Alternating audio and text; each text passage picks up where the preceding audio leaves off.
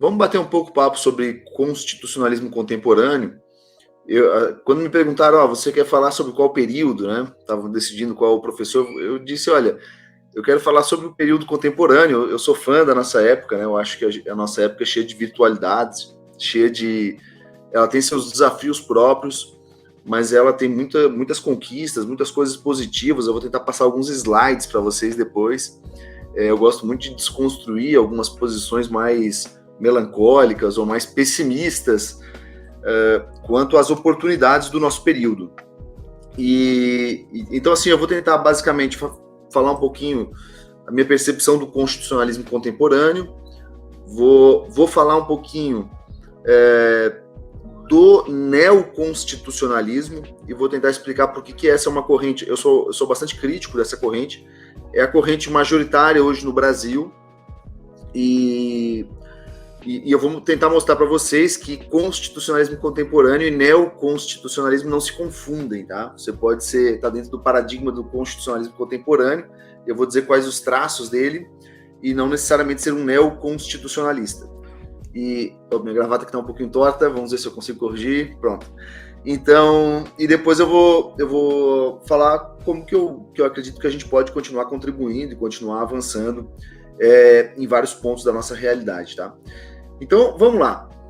Quanto ao constitucionalismo, se a gente pensar, se eu questionar os senhores, né, quais, assim, aponte grandes problemas da ordem social, alguns dos maiores desafios, eu acho que nós concordaríamos em apontar a miséria e a opressão como dois grandes desafios. Claro que há outros, tá? Então, vamos dizer, no ponto de vista mais privado, uma pessoa ela pode estar numa situação de razoável liberdade política, ela pode ter razoável acesso a meios econômicos e ser uma pessoa péssima, tá? Ser uma pessoa cruel. Isso pode acontecer. E uma sociedade próspera, economicamente próspera e razoavelmente livre, ela pode conviver com a maldade humana, tá? Então, assim, eu não estou falando que seja uma panaceia, mas do ponto de vista social, da ordem social, das questões que a gente tem que corrigir por meio dos instrumentos políticos e jurídicos, eu acho que esses são dois grandes desafios, os dois principais, eu diria, tá? Que é a miséria e a opressão. Eu vou pontuar para vocês como, assim, a gente avançou já enormemente nesse caminho, tá? Então, assim, as pessoas desconhecem o quanto que a gente já avançou, e eu vou colocar, assim, acho que muitos vão ficar surpresos, tá? Mas, assim, o que é o constitucionalismo? De algum modo, ele é uma tentativa de endereçar esses dois problemas. Como é que a gente endereça esses dois problemas? Como é que a gente tenta resolver eles? Basicamente, existe uma parte da solução, eu coloquei aqui como fenômenos sociais, mas o que eu quero dizer é basicamente parajurídica. Tem uma série de elementos da vida social, da vida pessoal, que ajudam a solucionar o problema de miséria e opressão. E que o direito tem muito pouco poder sobre esses fenômenos. Então, vou dar só um exemplo, tá? Todas as pesquisas indicam que crianças que crescem com ambos os pais, elas têm 80% menos chances de viver em situação de pobreza ou miséria. Então, veja que o fato de se a gente conseguisse, né, fazer com que todas as crianças nascessem dentro de relações mais ou menos duradouras, isso teria um impacto enorme na redução da miséria. Só que qual é a capacidade do direito de resolver esse problema? É razoavelmente pequena, não sei se concordam, né? Mas me parece que é razoavelmente pequena. Você pode ter políticas públicas, por exemplo, de alerta, né, sobre os riscos da gravidez na adolescência, por exemplo. Há políticas públicas capazes de impactar o fenômeno, mas você não consegue solucionar ele. Ele depende muito das próprias crenças sociais, enfim, o modo como as pessoas vivem, né, decidem viver. Outro fenômeno, a democracia, ela é altamente impactada pelo nível de confiança social. Como é que o direito muda isso, né? Então, como é que a gente faz que o direito ele não dá para você fazer um artigo de lei, as pessoas ficam obrigadas a confiar umas nas outras. O direito ele tem algum papel nesse sentido. Por exemplo, se você tem punições razoáveis e eficazes e baixo nível de impunidade, as pessoas tendem a passar menos umas para trás, né? Passar as outras para trás. e isso aumenta o nível de confiança social.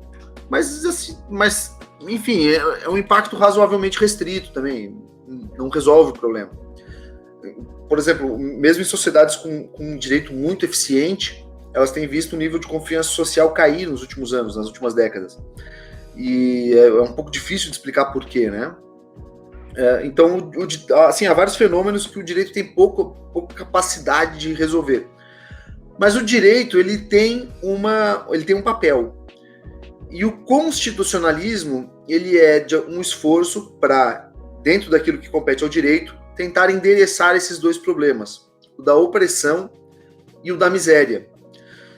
Enquanto o constitucionalismo, que a gente pode chamar de liberal, ele endereçou primordialmente o problema da opressão, o segundo, o constitucionalismo social, ele tentou de algum modo endereçar o fenômeno da miséria. O constitucionalismo contemporâneo, e a gente vai falar sobre isso, vou falar um pouquinho melhor daqui a pouco, né, mas basicamente é o constitucionalismo do pós-guerra, tá? E daí é interessante, porque o constitucionalismo, na verdade, tirando a Constituição americana, todos os demais fenômenos constitucionalistas já ocorrem na idade contemporânea, tá? Então o nome ele não corresponde, o nome do constitucionalismo não corresponde à idade em que ele ocorre. Então a idade contemporânea começa com a Revolução Francesa, né? Queda da Bastilha, em 1789. A única Constituição que você teve antes disso foi a Constituição americana. Ela é propriamente a única Constituição moderna no sentido da historiografia, da divisão, né, da historiografia tradicional. Todos os outros ocorrem já na contemporaneidade. No entanto, a gente faz essa divisão, a gente ainda fala de constitucionalismo moderno social, e depois o constitucionalismo contemporâneo, ele vem apenas após ele começa, aí o grande marco é o pós-guerra. A gente já vai falar um pouquinho disso daí. O constitucionalismo, então, né, como eu falei, ele é uma tentativa de resposta a esses desafios, e o constitucionalismo, é importante a gente perceber isso, ele, assim, essa é uma grande mensagem que eu queria deixar. Ele tem as suas próprias contradições internas. Então, a gente tem que tentar evitar fenômenos de expectativas ingênuas e até manipuláveis em relação ao constitucionalismo. Ele tem um papel, mas ele não é panaceia, tá? Então, isso em relação a todos os constitucionalismos, inclusive em relação ao contemporâneo. Eu falo isso, assim, às vezes me parece, né, pelo menos eu creio, que há uma visão um pouco ingênua, que a solução do mundo está em você criar dispositivos constitucionais, aumentar o poder das cortes de fiscalizá-los. Então, o constitucionalismo ele tem as suas contradições internas. Vou dar um exemplo. A Constituição da União Soviética, ela tinha várias liberdades típicas do constitucionalismo liberal. Ela tinha lá liberdade de expressão, tinha liberdade de imprensa, tudo isso estava lá na Constituição. Mas isso não quer dizer que ela tenha endereçado efetivamente o problema da opressão. Se a gente pegar hoje a Constituição venezuelana, por exemplo, ela internalizou o paradigma social. Está cheio, inclusive, de direitos trabalhistas lá na Constituição da Venezuela. Mas isso não quer dizer que ela tenha conseguido endereçar o problema da pobreza. Hoje é o país mais pobre aí do mundo ocidental, né? Então, o constitucionalismo ele não resolve por si só, tá? E a gente vai ver que o constitucionalismo contemporâneo ele é uma tentativa de reafirmação das liberdades individuais, em grande medida, ali uma resposta, né, ao nazifascismo e depois, mais tarde, também às ditaduras militares e ao comunismo ali no leste europeu, enfim. Então, ele reafirma, né, os direitos de liberdade, aqueles de primeira geração. Ela tenta reenquadrar os direitos sociais dentro de economias prósperas e dinâmicas, tá? Economias mais livres, né? Não totalmente estatizadas. E ela tenta endereçar a questão da participação. A gente tem uma grande consolidação das democracias amplas, né, de sufrágio universal nesse período. E ela tem um grande traço específico, a gente vai falar um pouquinho mais daqui a pouco, mas é catálogos amplos de direito e mecanismos intensos de fiscalização. O que eu particularmente eu gosto, tá? Eu sou favorável, mas isso também tem os seus riscos e a gente vai falar isso daqui a pouco. Assim como o constitucionalismo liberal, uma constituição podia trazer lá as liberdades clássicas e isso não estar efetivado na prática, assim como uma constituição pode trazer os direitos sociais e isso não estar efetivado na prática, uma constituição pode trazer intensos mecanismos de fiscalização, mas você pode, por exemplo, cooptar a própria Suprema Corte. Ela própria pode ela pode ser capturada por um grupo político e ser utilizada para, por exemplo, perseguir opositores. Então, o constitucionalismo contemporâneo, ele também, ele por si só, ele não resolve o problema, tá? Tem fenômenos parajurídicos, de desenho institucional, de fiscalização social, de cultura democrática, ok? Então, como eu coloquei aqui, né, só passando no slide, os novos constitucionalismos eles são respostas a problemas que surgem do avanço social. Esse aqui é um problema, uma questão importante. Percebam, o próprio fato do sucesso de uma etapa do constitucionalismo, ele pode gerar situações de conflito. Vou dar um exemplo real, tá? Então, assim, antigamente as sociedades eram todas muito pobres. A população era intensamente pobre. Vou passar alguns gráficos para vocês. Todo mundo era pobre. Quando você começa a ter avanço social, e esse avanço social é assimétrico, historicamente, nenhum grupo social foi ficando mais pobre. Todo mundo foi ficando mais rico. Só que alguns foram ficando mais ricos mais rápido do que os outros. Isso gera um conflito social, porque a pessoa não olha...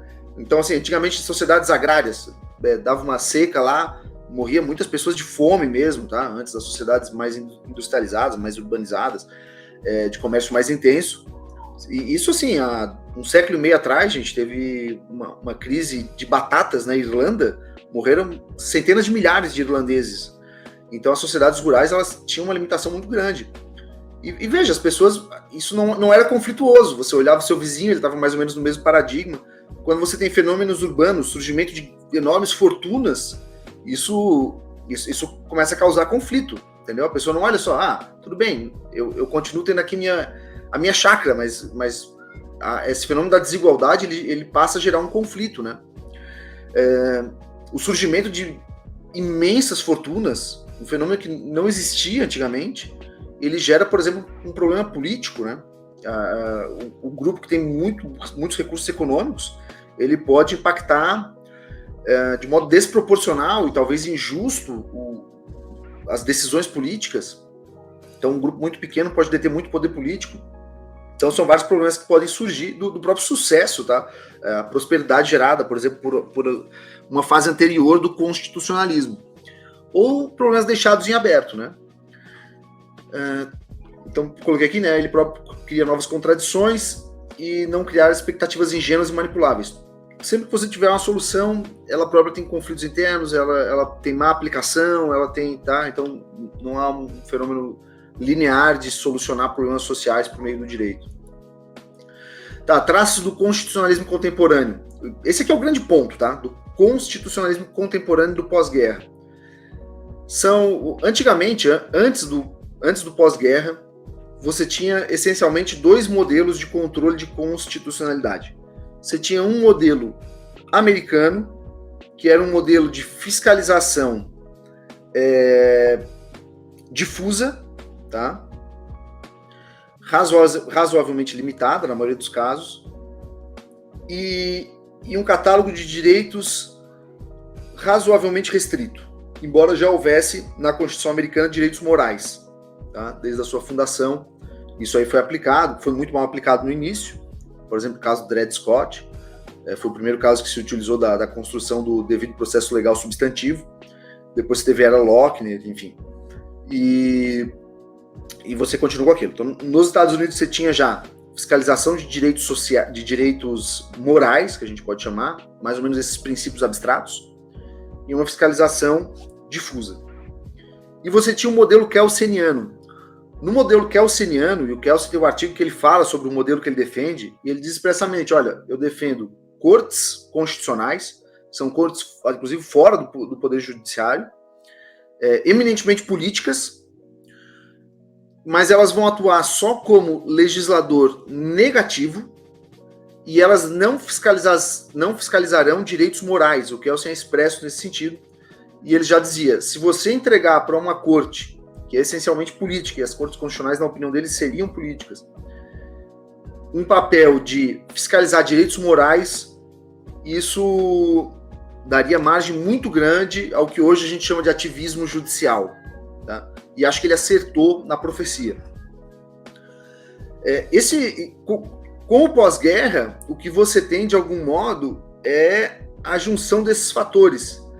São sistemas de controle concentrado, às vezes até cumulados com o difuso, como é o sistema brasileiro, e, ao mesmo tempo, uma fiscalização de um amplo catálogo de direitos fundamentais, até mais amplo do que era aquele americano inicialmente. Então, você funde esses dois fenômenos. Tá? Isso aí, gente, e daí aqui eu já gostaria de fazer um primeiro apontamento. Quando isso surge, por exemplo, na Alemanha, então você está ali basicamente reconstruindo um país depois do nazismo, tá? E o país ele foi reconstruído, inclusive, por potências externas.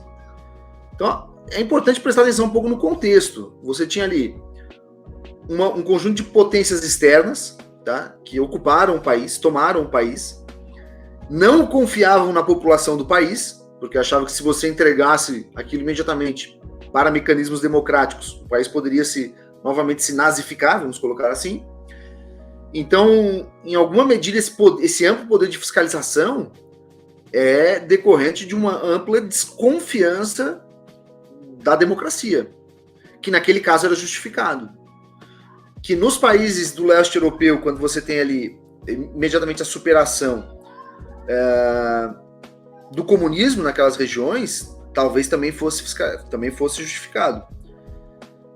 Sei lá, países que estão saindo de ditadura militar, enfim. Agora, eu não sei se às vezes se fala desse fenômeno da Alemanha do pós-guerra como se esse fosse o paradigma que a gente devesse adotar o tempo todo. Aquilo não me parece o ordinário de uma nação.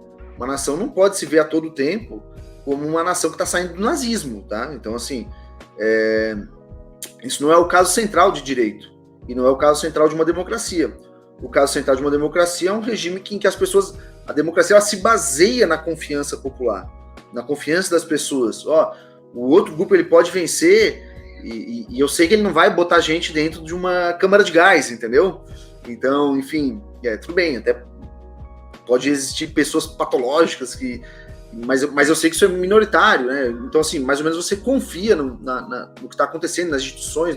Bom, as pessoas podem errar, os grupos majoritários podem errar, depois a gente corrige, mas ele não é um fenômeno de assim, eu quero travar as decisões populares, né? A autogestão popular, como você teve naquele momento. E a Suprema Corte alemã, que ela foi muito ativa a princípio, depois o próprio fenômeno parlamentarista, ele restringe um pouco o ativismo judicial, né? Mas uma vez que você tem uma consolidação de que você está diante de um fenômeno de que o país tomou o rumo, né? Enfim, que o país se corrigiu, o próprio fenômeno do ativismo lá arrefeceu muito, tá? Então, esse fenômeno, uma Suprema Corte controlando tudo e sendo uma ultra fiscal, isso não me parece um fenômeno saudável. Tá? E essa própria imagem, ela tem que ser uma imagem de um paradigma, me parece, tá? Eu creio, de um paradigma patológico, de situações muito excepcionais. Tá? Esse aqui é propriamente um fenômeno. Tá? Então, constitucionalismo contemporâneo são, né? Cartas amplas, com vários direitos, catálogos até ampliados de direitos de primeira geração, catálogos fortalecidos de direitos de segunda geração, direitos de terceira geração e uma ampla fiscalização. Isso aqui, gente, depois eu vou falar um pouquinho, né? Claro que você está entregando bastante poder por exemplo, para as Supremas Cortes. Isso pode ser bom, porque elas podem, se for bem utilizado, é um instrumento poderoso, né, de impedir injustiças graves, mas, como eu disse, todo constitucionalismo tem as suas contradições internas. As próprias Supremas Cortes podem ser sequestradas para praticar injustiça, tá? Então, eu vou colocar alguma bibliografia que aborda esse tema mais para frente. Dentro do... Bom, o fenômeno da adesão desse paradigma do constitucionalismo contemporâneo, ele é assimétrico. Isso é muito importante falar, porque muitas vezes aparece na bibliografia no Brasil como se todos os países do mundo estivessem adotando um controle de constitucionalidade mais ou menos como no Brasil, extremamente amplo. Isso não é verdade, tá? Então você ainda continua tendo um judiciário muito autocontido, extremamente autocontido em vários países muito desenvolvidos. Então, judiciário autocontido não é sinônimo de violação de direitos fundamentais, tá? Então, por exemplo, a Escandinávia, ela tem um judiciário extremamente autocontido. A Nova Zelândia, ela nem tem sequer controle de constitucionalidade, assim como o nosso. A Inglaterra também não tem. A Austrália, a federação, né, a União Austrália, ela não tem. Em alguns estados você tem Suprema Corte dos estados, é um sistema diferente. Eu estudei com um australiano, né, na Inglaterra, ele me ensinou algumas coisas sobre isso. Então é um sistema diferente, mas a União, vamos dizer, o governo federal da Austrália não tem um controle de constitucionalidade como o nosso. Na Nova Zelândia também não tem. Alguns falam de um modelo de controle de constitucionalidade fraco. Eu gosto muito, eu acho esse um sistema muito interessante, tá? Vocês vão encontrar artigos que falam do Commonwealth Model, tá? Eu acho que vale a pena dar alguns livros de direito constitucional no Brasil já abordam esse tema, que era mais raro aí, ó, há algum tempo atrás. Então, a Suíça você não tem controle de constitucionalidade em relação a atos do Parlamento Federal, só em relação a atos do Parlamento dos Cantões. Então, enfim, nem todo lugar apostou todas as fichas nesse modelo brasileiro, e vários desses lugares, mesmo sem terem apostado todas as fichas numa corte constitucional poderosa, num amplo catálogo de direitos, enfim, nisso que alguns autores têm chamado de juristocracia, tá, uma intensa jurisdicionalização das políticas públicas, inclusive das grandes decisões nacionais. Vários países não adotaram isso e tiveram sucesso. Então, não é verdade que o paradigma de maior, vamos dizer, maior prestígio do legislativo, ele vai necessariamente redundar na tirania das maiorias opressivas, tá? Isso não é um fenômeno... Não há indícios empíricos, né, dessa correlação, ok? Você pode ter um fenômeno altamente opressivo em um país com um legislativo mais ou menos não fiscalizado, como você pode ter intenso respeito a direitos humanos em sistemas desse modelo, né? Holanda, Bélgica, Noruega, enfim. E ao mesmo tempo você pode ter intensas violações a direitos fundamentais em países com intensa fiscalização constitucional. Por exemplo, se você pegar índices de respeito à liberdade de expressão, o Brasil, que é um país que tem uma enorme fiscalização constitucional e judicial, ele está muito mal nas notas de liberdade de expressão. A mesma coisa a Colômbia, tá? Então, essa correlação, ela não existe. Ela não é linear, tá? Ela não é linear. Dentro do constitucionalismo contemporâneo, você tem o neoconstitucionalismo. Eu vejo como fenômenos separados, não só eu, tá? Outros autores também. Então, uma coisa é o constitucionalismo contemporâneo e outra coisa é o paradigma neoconstitucional. Que assim, vamos dizer, trocando em miúdos, ele é um abuso do uso de princípios. Eu abomino o neoconstitucionalismo em grande medida, tá? Eu sou um profundo crítico, assim. Então, o neoconstitucionalismo, esse termo, ele foi cunhado, né, pela Susana Pozzolo. Ela usou esse termo, segundo consensualmente se afirma, numa conferência na Argentina em 1997. E ela diz que esse termo, ela basicamente estava tentando rotular um conjunto de teorias que vinham ganhando espaço desde a década de 80, mais ou menos. Ela cita 4 autores como grandes expoentes disso que ela chamou de neoconstitucionalismo. Seria o Dworkin, as obras do Dworkin. Eu acho que já no final da década de 70 ele publica o Taking Rights Seriously, na década de 80, no final da década de 70, né, o Taking Rights Seriously, levando os direitos a sério. Na década de 80 ele publica A Matter of Principle e o Laws Empire. mais ou menos ali junto com o Lost Empire sai o livro do Alex, né, a Teoria dos Direitos Fundamentais, mais ou menos por ali também o Zagrebels, que ele publica o Direito Dútil, e o Nino, a Constituição de uma democracia deliberativa, tá em inglês, não sei se já está traduzido esse livro. Então esses 4 autores ela menciona.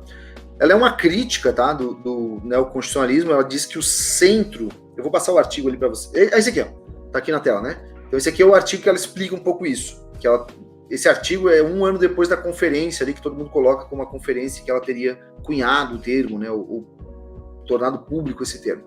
Então é neoconstitucionalismo e especificidade da interpretação constitucional. Percebam pelo próprio título que para ela o grande elemento do neoconstitucionalismo é uma nova forma de interpretar a Constituição, que é exatamente essa forma que ela vai chamar de moralizada. Quando a gente fala de moralizada, eu acho que todos nós somos a favor da moralidade, que as pessoas atuem de modo moral e de combater a imoralidade, correto? O grande problema da leitura moral é que a leitura moral, vamos dizer, as pessoas podem ter uma moralidade privada. Então, se você tem, por meio da interpretação, como moralizar excessivamente o direito, isso abre espaço para que grupos simplesmente imponham a sua moralidade privada via direito, tá? E essa moralidade, por vezes, pode ser inclusive imoral. Então, enfim, eu, por exemplo, eu não sou longe disso, tá? Um relativista moral, um nihilista moral. Eu acredito numa moralidade razoavelmente objetiva, tá? Embora pluralista, né? Há várias formas de viver bem. No entanto, reconheço que há um intenso desacordo na sociedade sobre esses temas. Então, e desconfio de que a melhor forma de resolvê-los seja simplesmente entregar para que cortes judiciais decidam sobre isso, simplesmente atuando com critérios mais ou menos abertos, como são os princípios. Então, eu assim, vejo com muita crítica, tá, esse novo paradigma. Quando o neoconstitucionalismo ele foi absorvido no Brasil por meio de coletâneas do Miguel Carbonell, um jurista, se não me engano, mexicano, né? Ele publicou 2 ou 3 compilações de artigos. É um jurista muito, muito sincero, né? Ele traz, inclusive, artigos de críticos dentro desses livros. A própria Suzana Pozzolo, ela escreve alguns dos artigos nessas coletâneas dele.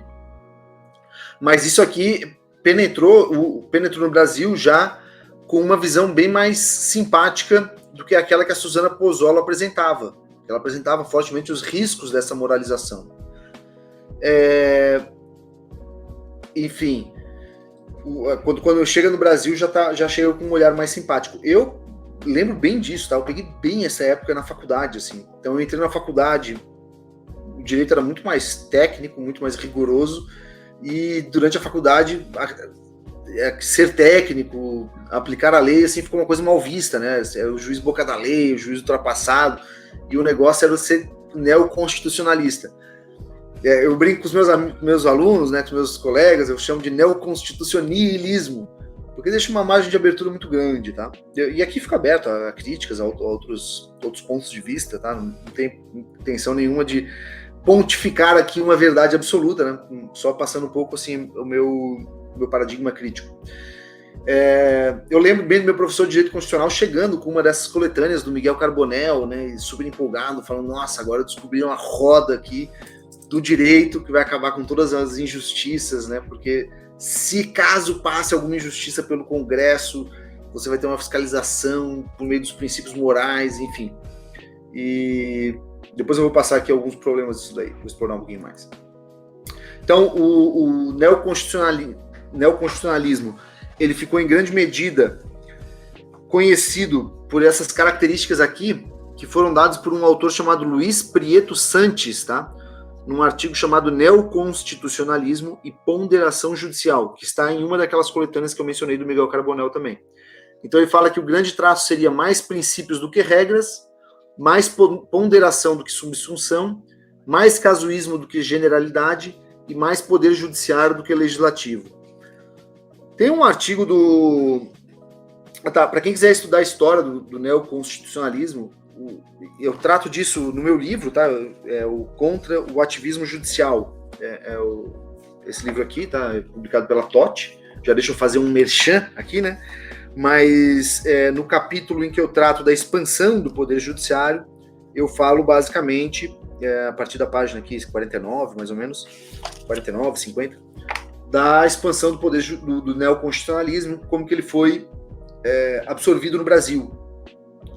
E um outro material muito bom nesse sentido, que vocês encontram facilmente na internet, é a Enciclopédia Jurídica da PUC de São Paulo. Tem um verbete que é neoconstitucionalismo. Esse verbete está excelente também, tá? Parte de história, assim, muito bom. E uma crítica, o Luiz Prieto Sanches, eu acho até curioso, porque ele usa a expressão a onipotência do poder judiciário no artigo dele.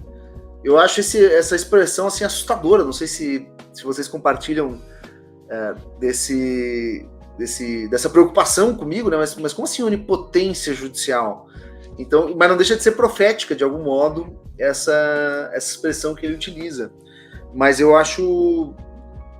Veja, num Estado de Direito, ninguém pode ser onipotente. Tá? Então, o Estado de Direito ele é um sistema controlado, né? Enfim, restrito.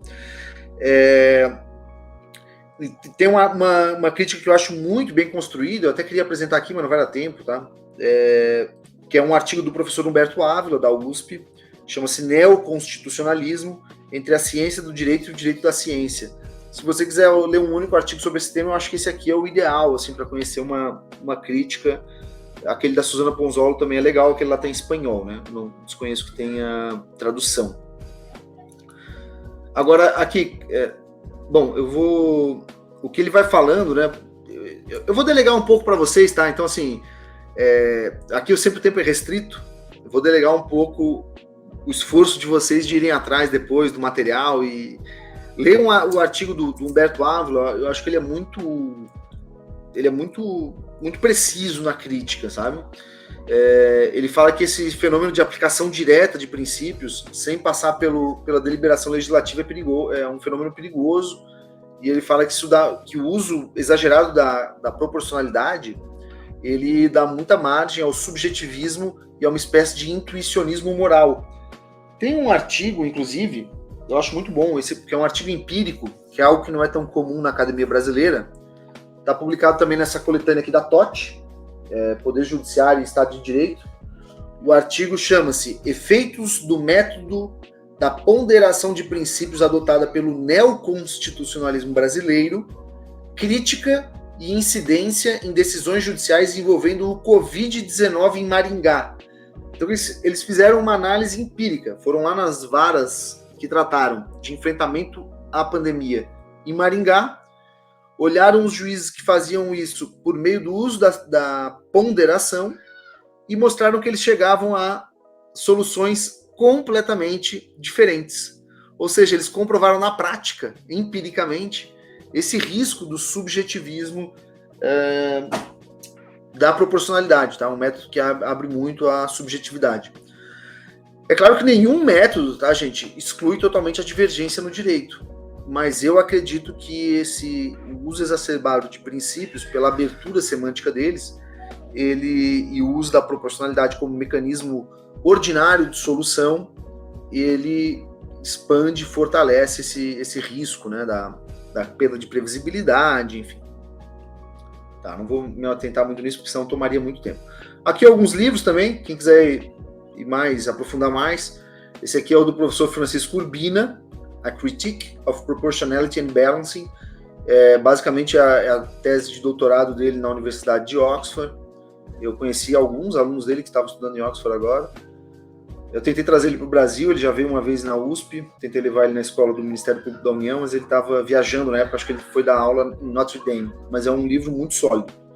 E esse aqui também, a Proportionality and the Rule of Law. Rule of Law, que é o Estado de Direito, está muito ligado a essa ideia de previsibilidade, direito das leis, não dos homens, ausência de decisões arbitrárias.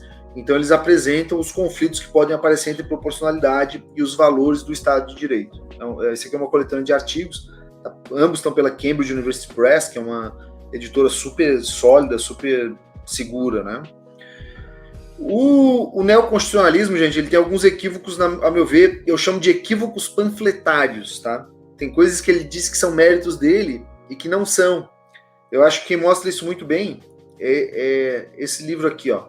Estatuto Epistemológico, o que está aqui à direita da tela, né? Direito Civil Contemporâneo.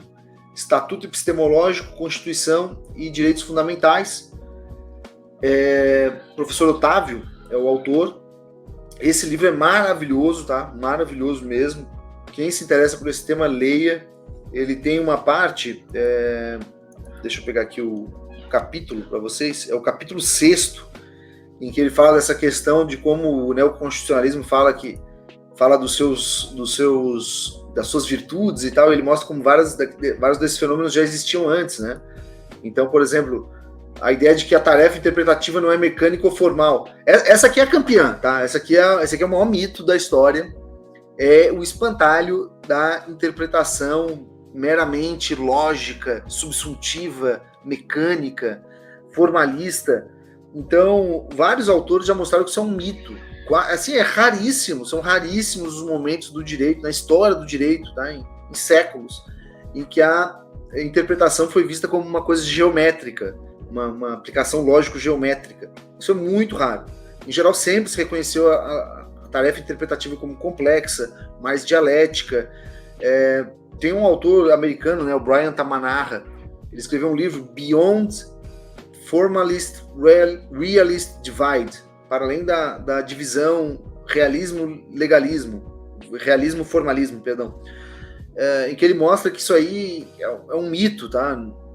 Enfim, e teve um outro autor, tem uma professora, agora me foge o nome, da Universidade do Texas, que ela também mostra como essa ideia de que, assim, em algum momento alguém criou anacronicamente a versão de que no passado o direito era visto como uma aplicação puramente mecânica, enfim, isso até existiram alguns autores que defenderam isso, tá, mas é muito raro. Então não é propriamente um fenômeno do neoconstitucionalismo combater essa ideia, que de fato é uma ideia um pouco infantil. O fenômeno da supremacia constitucional é muito legal, o Otávio traz autores lá do século XIX que já falavam disso, tá? E mesma coisa a interpretação conforme a filtragem constitucional. Ele também fala da dignidade da pessoa humana, que é um fenômeno muito mais antigo do que o... Se a gente pegar, gente, o próprio constitucionalismo liberal, quando você está ali falando quando você cria na Constituição Americana liberdade de expressão, liberdade de imprensa, qual que é o cerne disso? O cerne disso é liberdade religiosa, o cerne disso é a dignidade da pessoa humana, esse é o foco. Então, esse fenômeno sempre teve uma certa centralidade, tá? E ao mesmo tempo, ele mostra como várias constituições, ou autores, ou personagens políticos usavam de modo central a dignidade da pessoa humana, mas não respeitavam ela. Então tem que tomar cuidado com o uso meramente retórico, né? E mesma coisa, os novos instrumentos de direito civil, ele é muito focado no direito privado, o autor, e ele mostra como, assim, se você pegar hoje os livros de direito civil, vários autores vão dizer, graças ao neoconstitucionalismo e à leitura constitucional, hoje nós temos boa-fé objetiva, nós temos instrumentos, o TUCOC, não sei o que, e ele mostra que vários desses instrumentos precedem muito o neoconstitucionalismo, tá? Enfim, eu acho que esse aqui é uma tese de doutorado, né, do Jorge Otávio Lavocá Galvão, grande professor, neoconstitucionalismo e o fim do Estado de Direito, também muito interessante, foi publicado pela USP, muito bacana, tá? Vale a pena a leitura. Um outro fenômeno, né? Isso aqui já não é só do neoconstitucionalismo, embora ele potencialize isso, mas dentro da ideia de contradições do constitucionalismo contemporâneo. O constitucionalismo contemporâneo, ele tem um mito fundador, de algum modo, que é um dos mitos fundadores. Ele tem basicamente 3 mitos fundadores, tá? A Suprema Corte alemã no pós-guerra, como grande elemento de estabilizador, que impediu um marco assim, na superação do regime anterior, né? E as cortes do leste europeu, e esses dois, e o terceiro é o caso Brown versus Board of Education dos Estados Unidos. Esse aqui eu não tenho tempo para explicar, tá? Eu acho esse caso superestimado. Na verdade, no século XIX, o parlamento americano já criou leis que impediam aquele regime de segregação racial. A Suprema Corte derrubou essas leis. Então isso é muito importante que se diga, tá? O poder de fiscalização constitucional ele pode ser usado para o mal. Nos Estados Unidos, em muitos momentos, a Suprema Corte atuou em favor de legislações racistas. Inclusive legislações escravistas também, tá? Então, não existe linearidade entre jurisdição constitucional e defesa de direitos humanos. A jurisdição constitucional pode ser utilizada para violar direitos humanos, tá? A gente tem que estar atento a isso. Mas mesmo quando ela é bem utilizada, por exemplo, depois a Suprema Corte corrigiu aquela sua postura equivocada inicialmente no caso Brown versus Board of Education. Que, sem dúvida alguma, é uma decisão brilhante, tá? Uma decisão muito boa. Mas nesse livro que eu coloquei aí, o The Hollow Hope, ele mostra como a decisão teve pouco impacto na prática. Então, ele mostra que 10 anos depois da decisão, a decisão proibiu escolas segregadas, né? Escolas para brancos e escolas para negros. Ele mostra que 10 anos depois, algo como, eu não lembro exatamente os percentuais, mas sei lá, se eu não me engano, menos de 1% das escolas, 10 anos depois da decisão, menos de 1% das escolas eram escolas mistas. As escolas continuavam segregadas. 10 anos depois, você tem uma luta política por meio do parlamento para criar legislações, que lá isso ficou conhecido como os Civil Rights, né, o movimento dos Civil Rights. A legislação, ela tenta avançar no sentido de combater a segregação e ela cria incentivos políticos, inclusive incentivos econômicos, para que as escolas abandonem o modelo segregacionista. E daí sim, 10 anos depois desse movimento político, daí assim, o percentual de escolas se tornou esmagadoramente majoritário, o percentual de escolas mistas, tá? Peço perdão se eu estiver cometendo algum equívoco aqui quanto aos percentuais, já faz algum tempo, né, que eu li a obra, mas se eu não me engano, assim, era menos de 1% 10 anos depois da decisão e assim, esmagadoramente majoritário 10 anos depois do movimento político, tá? Mostra que o movimento político social ele tem um poder muito grande, né? Aqui eu acho que é um exemplo interessante no Brasil, pra gente ver que não é panaceia. Eu não estou dizendo que o judiciário não tem o seu papel, tá? Eu não sou um total... por exemplo, eu sou a favor da jurisdição constitucional. Eu não sou a favor de um Estado, de um poder judiciário totalmente deferente, não é isso. Eu só estou tentando combater uma ideia que às vezes me parece surgir de modo um pouco ingênuo disso como uma panaceia. Então, mais ou menos há um ano atrás, o STF ele ficou extremamente envolvido com a litigância climática. E isso muita gente viu na época como assim, a grande solução, né? Puxa, agora vamos fazer aqui a vitória sobre os nossos problemas ambientais. E, no entanto, a gente viu aí, desmatamento no primeiro trimestre de 2023 bate recorde no Cerrado. Então, um ano depois da decisão do STF, você não teve intensa alteração do fenômeno social, correção do problema social, entende? Porque esses problemas, gente, são complexos. Não adianta você só ter uma decisão dizendo, proíbo o desmatamento. Tá? Existem incentivos, existem uma série de problemas muito complexos para você resolver, ok? Aqui alguns daí entrando explorando mais nessa questão das contradições, uma vez que você dá muitos poderes para as cortes, para a jurisdição constitucional, no constitucionalismo contemporâneo, isso resolve alguns problemas e traz de novo, mas cria outros. E isso tem surgido em alguma bibliografia, deixo aqui algumas indicações para os senhores. Então, o Robert Dahl, já na década de 50, se não me engano, escreveu esse artigo, que é o Decision Making na Democracy. Ele mostra a intensa politização, a tendente politização das Supremas Cortes. Há uma vasta bibliografia sobre erosão constitucional. Eles têm usado muito o termo abusive judicial review, porque antes, e isso começou nesse artigo do David Landau, se não me engano, da Universidade da Califórnia, e da Rosalie Dixon, se não me engano, é australiana, Abusive Judicial Review, Courts Against Democracy, né? E então antes o David Land tinha escrito um artigo chamado Abusive Constitutionalism, que ele falava mais dos riscos de erosão constitucional por meio do parlamento. Depois ele escreveu esse por meio das próprias cortes, né? O Tom Ginsburg, ele fala de political insurance, acho que é um tema importante para vocês estudarem. O Rand Hirschel, que é canadense, ele dá aula na Universidade do Texas, e dá aula na Universidade Canadense também, que eu não lembro qual que é. Mas a Universidade do Texas é uma universidade que tem um departamento muito intenso de estudo de comportamento judicial. Então, ele escreveu Towards Juristocracy, né, Rumo à Juristocracia, e o Keith Whittington, ele completou os estudos do Robert Dahl no Repugnant Laws e escreveu um artigo que é seminal, muito, muito bom, do Political Foundations of Judicial Supremacy. Não dá tempo para eu descrever aqui para vocês, deixo só a menção da literatura para quem quiser aprofundar. Tá, como estamos indo, meus caros? E aqui vou fazer em 2 minutos, né? Não quero estourar meu tempo. Só para a gente entender, a nossa época é uma época assim de muitas realizações, tá? Eu queria tirar para vocês a ideia de assim, a nossa sociedade é uma sociedade em que o rico foi cada vez mais rico e o pobre cada vez mais pobre. E a gente tem problemas. Mas só para vocês saberem, isso aqui, ó, isso aqui tá depois vocês podem entrar, tem um site chamado Our World in Data, Nosso Mundo em Dados. Ele tá em inglês, tá? Ele é organizado e administrado pela Universidade de Oxford, é o repositório de dados mais fantástico que eu conheço. Aqui ele traz, por exemplo, um histórico da riqueza no mundo, o PIB mundial, ao longo dos últimos 2.000 anos. Veja que a sociedade era extremamente pobre, quase zero aqui, até basicamente a Revolução Industrial.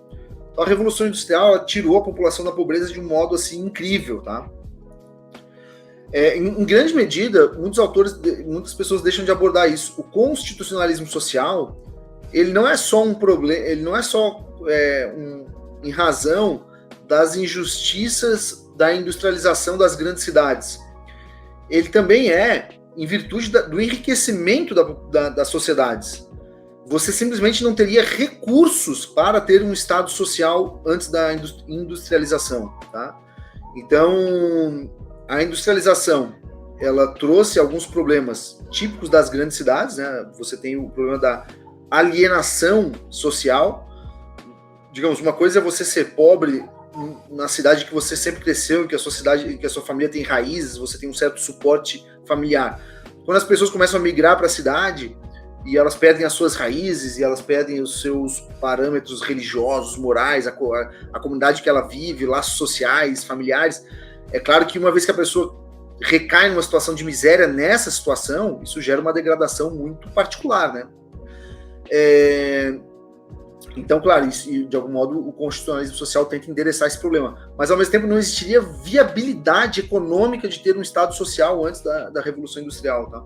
Então aqui está o GDP per capita. Veja o salto, tá, que ele tem no pós-revolução industrial. Esse aqui é o PIB per capita. Por que eu acho PIB por pessoa, tá? Não só a riqueza do mundo, a riqueza por pessoa. Por que eu acho a riqueza do mundo por pessoa tão importante?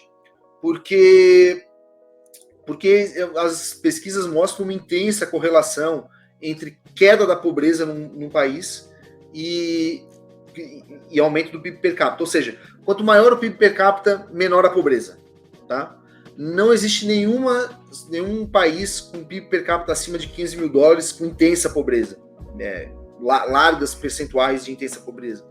E países com menos de $4 mil de PIB per capita tendem a ter pobreza muito alta. Então o PIB per capita, ele tem problemas? Tem problemas. Mas em geral é o melhor indicador que a gente tem, tá? Para analisar o avanço social de uma sociedade. Aqui está o PIB per capita, você percebe que ele cresceu em todas as regiões do globo, tá? Então não existe aquela ideia de que algumas regiões enriqueceram para as outras ficarem mais pobres. Não, a riqueza cresceu no mundo inteiro. Ela cresceu mais em alguns lugares, mas ela cresceu no mundo todo. Aqui está o que eu disse, né? Então, se você passar aqui, veja que tem à medida que o PIB per capita, que está na linha de baixo, cresce, a pobreza, que está na coluna da esquerda, diminui. Tá? Então, uma correlação negativa entre PIB per capita e pobreza. Eu tenho que acabar, né? Só para vocês verem aqui, ó, o número de pessoas vivendo em extrema pobreza. Em 1820 era cerca de 90%. Em 2015, isso aqui caiu mais ainda desde então. A gente já tinha aí, sei lá, como 5%, tá? Não, acho que era 8%, 9%. Mas veja que é uma queda muito drástica, né? Isso aqui é um feito que tem que ser comemorado enormemente, tá? Ainda temos muito para avançar? Claro que temos, mas avançamos muito, estamos avançando muito. O Brasil segue esse padrão, tá? Isso aqui está mais ou menos espalhado, bem espalhado no globo. O número de pessoas alfabetizadas, veja só, o número de analfabetos em 1800, durante a Revolução Industrial, era cerca de 90%, agora cerca de 10%. Então é um avanço muito brutal. Educação da população crescendo muito, né?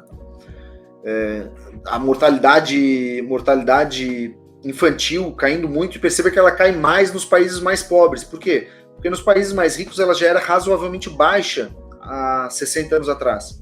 Então ela cai muito, por exemplo, principalmente na África, né? O percentual de pessoas vivendo em democracias, perceba que em 1845, vamos colocar no pós-segunda guerra, era mais ou menos baixo, né?